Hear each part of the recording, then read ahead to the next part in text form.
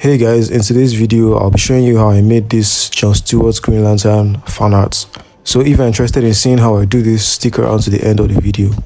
Alright, so as usual, I'm just starting with the simple shapes, trying to identify the head, the arms, just trying to understand the forms and perspective. You can also see that line of action I did at the beginning, just helps you understand the motion of the body. You can see that stretch and squeeze. That's something you should take note of. Anytime whenever there's a stretch or the body is curving, you need to emphasize and show that by showing the opposite side, showing the pinch on the opposite side. So if there's a pinch on one side, there will be a stretch on the other side. You can see how there's foreshortening with the arms. I'm just using basic shapes to try and flesh it out. And you can also see those wrapping lines I drew around the legs just to help me understand the perspective. It just helps me visualize the perspective of the forms. And now this is my typical sketching method. It's kind of like sculpting. So I just use very, very rough lines, rough edges, and I just erase and build out the shapes I want. I start out very rough and then I just refine until I get the shapes I want.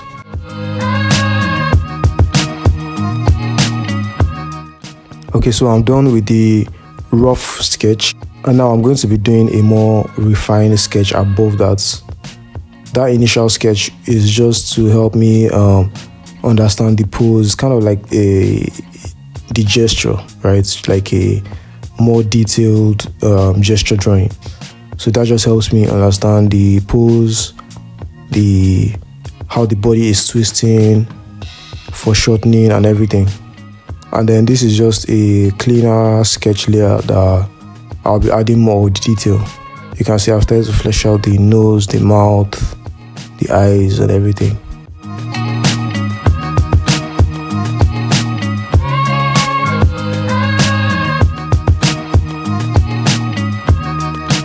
Now I'm just trying to emphasize the muscle groups and flesh it out a bit more.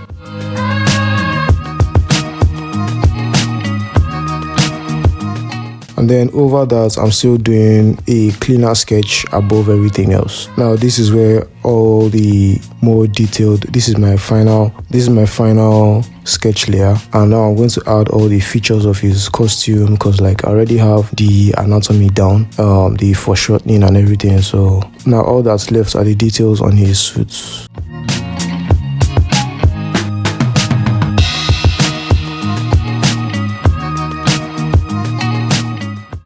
And now I'm starting with the final line art, the clean lines.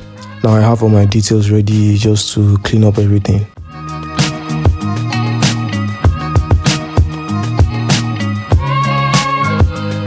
And now I'm starting with the flats. What I'm doing right now is just like a color palette so that I'll know what colors to pick from. But these are not going to be the colors I'm going to use finally. I'm going to use something called a gradient map. But anyway, you'll see that later on in the video. So for this piece, I'm using a grayscale layer.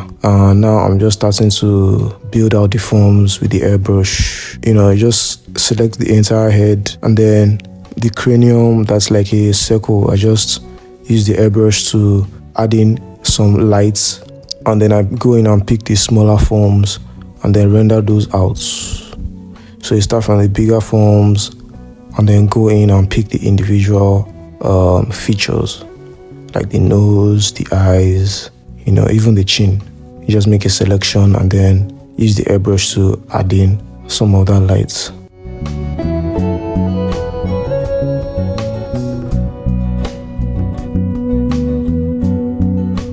And then same thing with the arms. For example, the shoulder pads, you can just select the entire shoulder and then use the airbrush to just establish where the light is coming from. And then you go in and select the individual features on the shoulder pads and then render those out.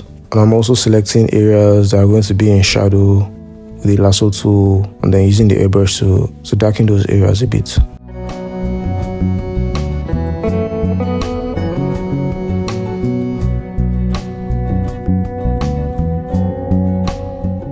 then you can see the cast shadow forming on his leg from the arm.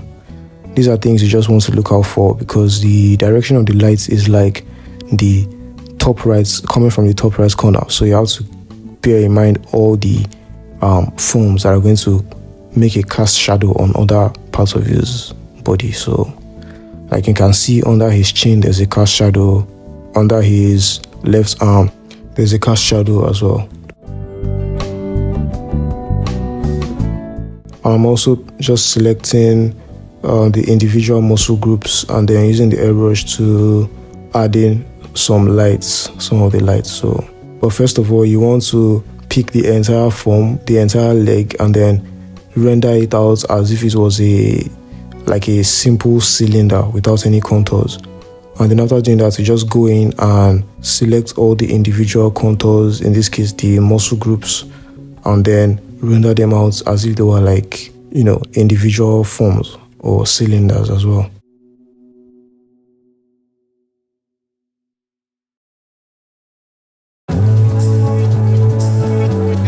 And then I'm now just using the airbrush to darken some areas I know are going to catch less of the lights. I'm also adding some ambient occlusions, more cast shadows. I'm thinking of all the forms that are, look at his shoulder pads there, all those, like the bottom of the pads, just use the airbrush to add in some shadow areas. Same thing with these other muscles, just to make them pop. You have to think about the areas that are going to be darker, the areas that are going to be lighter.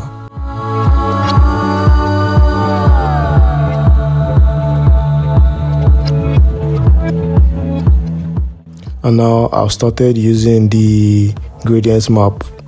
I'm so sorry you can't see the gradient map layer because I'm capturing my screen in windowed mode. So it only captures the particular window, the Clip Studio Paint window, but the gradient map window is actually above, or is like on a different layer from the Clip Studio window itself. So that's why it's not appearing here. That's why you can't see it here.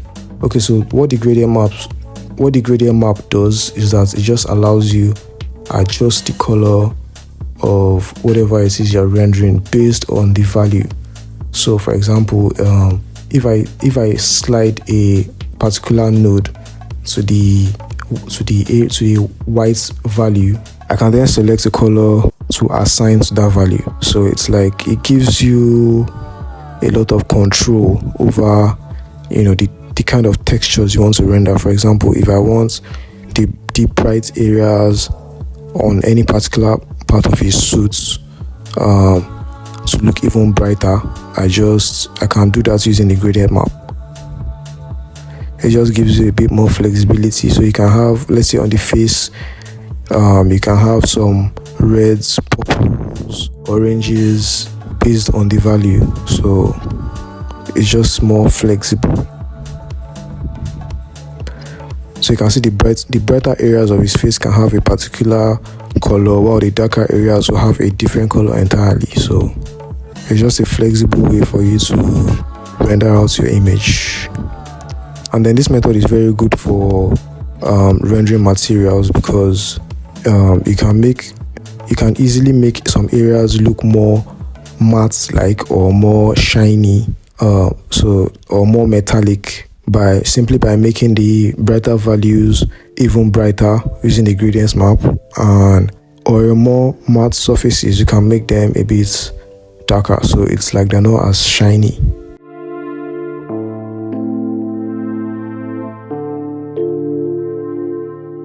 And then by the bottom left, I just decided to add a rim light, so like there's a light source from behind him, you know, just to add a bit of visual interest to the piece.